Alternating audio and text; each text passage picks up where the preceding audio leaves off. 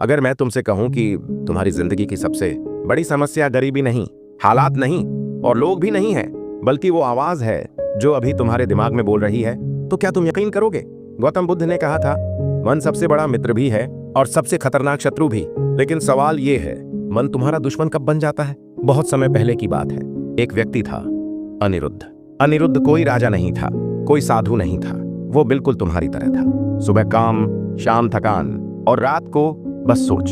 लोग बाहर से कहते थे सब ठीक तो है इसकी जिंदगी में, लेकिन अंदर मन हर रोज कहता था कुछ तो गलत है। क्या तुम्हारे साथ भी ऐसा होता है कि सब ठीक होते हुए भी मन शांत नहीं रहता?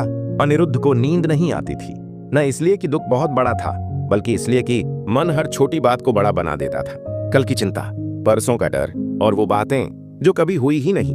मन का खेल। एक दिन अनिरुद्ध बुद्ध के पास पहुंचा।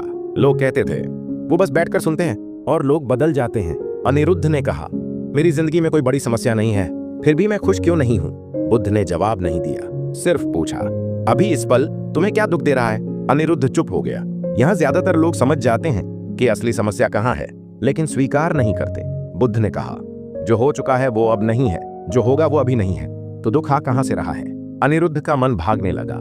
पहला बड़ा झटका। बुद्ध बोले, तुम्हारा दुख बाहर नहीं है, तुम खुद उसे पैदा कर रहे हो। और फिर बुद्ध ने वो बात कही जो अनिरुद्ध की जिंदगी बदलने वाली थी। मन कहानी बनाता है और तुम उसे सच मान लेते हो। अगर मन कहानी बनाता है तो क्या तुम उसे रोक सकते हो या बस देख सकते हो? बुद्ध का पहला प्रयोग। बुद्ध ने कहा, आज से कोई उपाय मत करना, कोई मंत्र नहीं, कोई ध्यान नहीं। अनिरुद्ध हैरान हो गया। बुद्ध बोले, सिर्फ इतना करना, जब भी मन बोले उसे बदलने की कोशिश मत करना, बस देखना। उस रात अनिरुद्ध ने पहली बार अपने मन को देखा और जो उसने देखा उसने उसे डरा दिया। क्योंकि मन शांत नहीं हुआ, वो और ज्यादा शोर मचाने लगा। क्या मन को देखना सही था या ये सबसे बड़ी गलती थी? पिछली बार बुद्ध ने कहा था, मन को बदलो मत, सिर्फ देखो।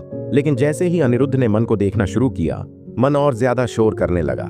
सवाल ये है, क्या बुद्ध गलत थे? मन का पलटवार। उस रात अनिरुद्ध चुपचाप बैठा, आंखें बंद की और मन को देखने लगा।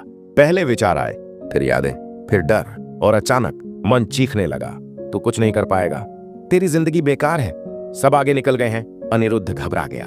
जब तुम अपने मन को नहीं देखते वो धीरे बोलता है, लेकिन जब तुम उसे देखना शुरू करते हो वो डर जाता है। अनिरुद्ध भागकर बुद्ध के पास गया।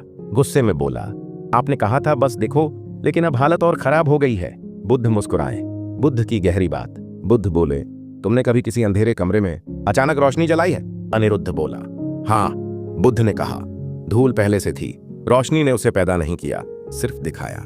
जो तुम्हें परेशान कर रहा है वो नया नहीं है, तुम पहली बार उसे देख पा रहे हो। अनिरुद्ध समझने लगा, लेकिन मन अब भी शांत नहीं था। बुद्ध बोले, मन तब तक शोर करता है जब तक उसे लगता है कि तुम उस पर भरोसा करते हो। आप मन का सबसे बड़ा झूठ। बुद्ध ने पूछा, जब मन कहता है मैं बेकार हूं, तो क्या वो सच है या सिर्फ एक विचार? अनिरुद्ध चुप हो गया।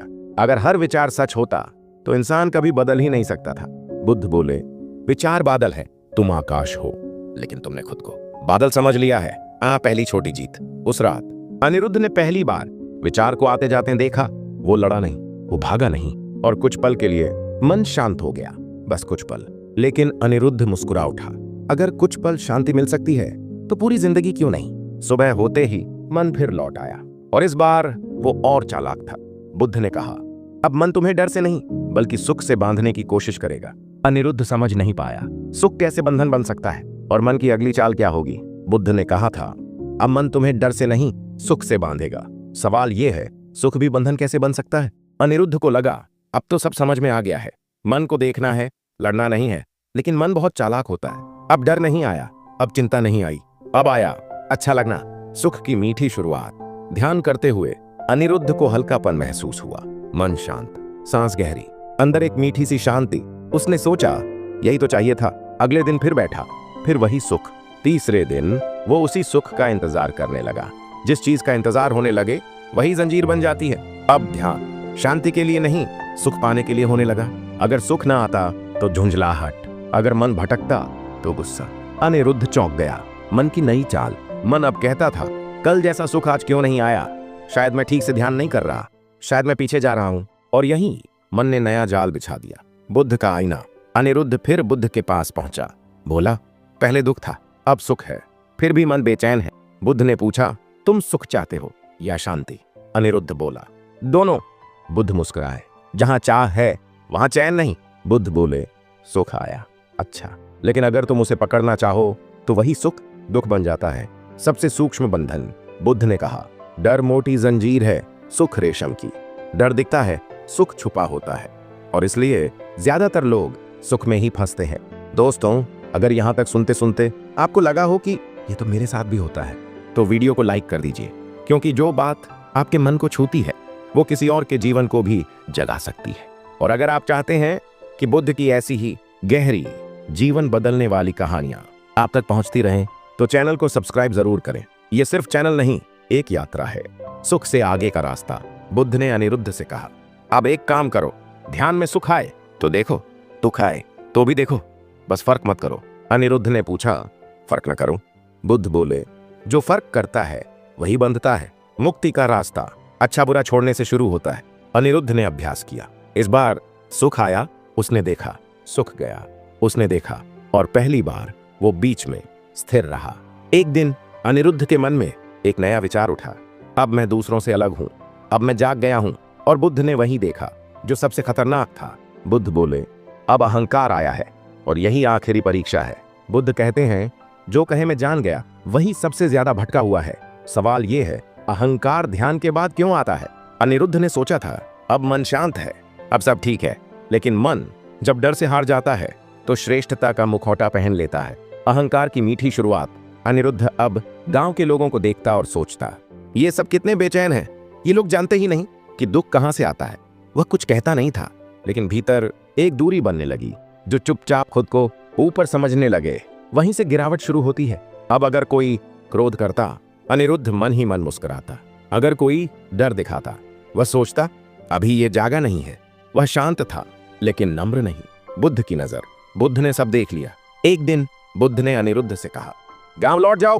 अनिरुद्ध चौंक गया, यहीं अभ्यास करूं?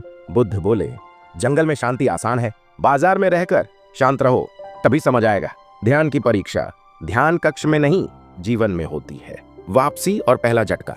गांव पहुंचा, सब वही था, लेकिन लोग अब पहले जैसे नहीं थे। एक साझेदार ने उस पर आरोप लगाया, एक ग्राहक ने सबके सामने अपमान कर दिया। अहंकार की चोट। मन बोला, ये लोग समझते नहीं, मैं इनसे ऊपर हूं। और उसी क्षण अनिरुद्ध के भीतर क्रोध उभरा। वह चौंका। जब मैं सही हूं उठता है, वहीं अहंकार जन्म लेता है। उस रात वह सो नहीं पाया। उसने ध्यान किया, लेकिन शांति नहीं आई। मन चिल्ला रहा था, तू इतना सीख कर आया और ये लोग तुझे ऐसे पेश आए। अहंकार का दर्शन। अगली सुबह वह फिर बुद्ध के पास गया। बोला, शांति चली गई है। बुद्ध ने पूछा, या तुमने उसे खो दिया? अनिरुद्ध चुप। बुद्ध का गहरा सत्य। बुद्ध बोले, डर कहता है मैं कम हूं, अहंकार कहता है मैं ज्यादा हूं। दोनों में मैं है, और जहां मैं है वहां बंधन है। अगर आप भी कभी ऐसा महसूस करते हैं कि मैं सही हूं बाकी गलत, तो यकीन मानिए यह हिस्सा आपके लिए है। वीडियो को लाइक कर दीजिए ताकि ये बात ज्यादा लोगों तक पहुंचे। और अगर आप चाहते हैं कि ऐसी गहरी बुद्ध कथाएं हर हफ्ते मिले, तो सब्सक्राइब जरूर करें। सबसे कठिन अभ्यास। बुद्ध ने कहा, अब एक अभ्यास करो, जब अपमान हो तो चुप रहो, जब तारीफ हो तो भी चुप रहो, और दोनों को समान रूप से देखो। अनिरुद्ध ने सोचा, यह तो असंभव है। जो असंभव लगता है वही मुक्ति का दरवाजा होता है। कुछ दिनों बाद एक ऐसा अपमान हुआ जिसने अनिरुद्ध को तोड़ दिया।